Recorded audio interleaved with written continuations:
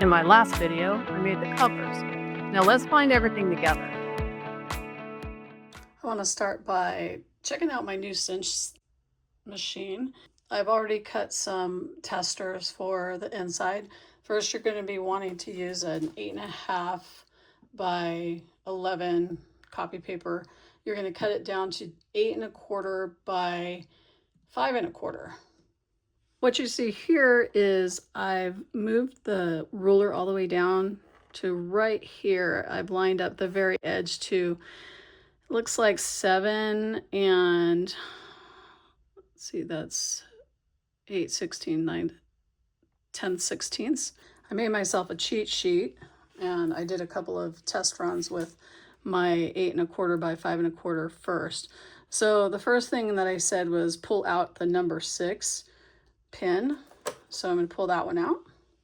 I like to work in smaller batches. It's better for your machine that way. So I just have a pile and I only do a few at a time. So I'm going to start with this side first and I'm going to flush it all the way to the left. Pulled out my 6 pin and I'm going to cut. So now I have 5 holes and I really like the margin here between the edge and the first hole. I punched 60 pages of this for the inside of my notebooks. So now what I'm going to do is I'm going to flip it over. And this time I'm going to be using the stop here and I'm going to put it in the 4th hole to hold it. And then I'm going to put the 6 punch back in.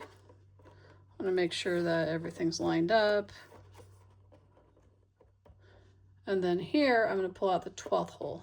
So I want to go all the way up to 11 and punch, pull out, and there's my margin. If you're having trouble and it's sticking a little bit, make sure you check on the inside that there's no punches like stuck in there, because I did this and you can see that it's not aligned here, right here. So I have to use that as my test runs. Time to punch the cover. I go ahead and put it at the very far end. And when you get your covers, just make sure that you know which side you're punching on, because I just ruined one. So I'm going to start here and I'm going to make sure all the buttons are pushed in.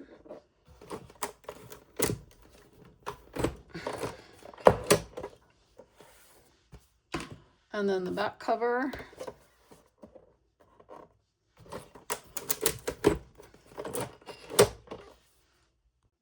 To punch the last 4 holes, just going to move the ruler out and I'm going to go ahead and put the stopper in the 4th hole. Line it up and pull out the 12th hole.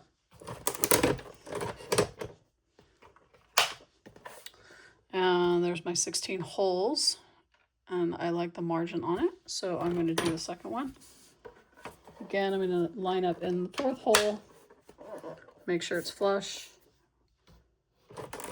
and punch. I cut off 5 wires or 5 of these loops so that I can have 16 in total. And I'm going to go ahead and assemble for you. So you're going to start with your paper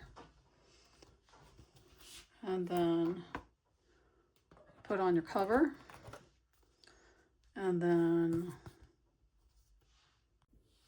I've had to adjust my workspace here so I can show you what works for me. So you want to have your coils touching this, not like this.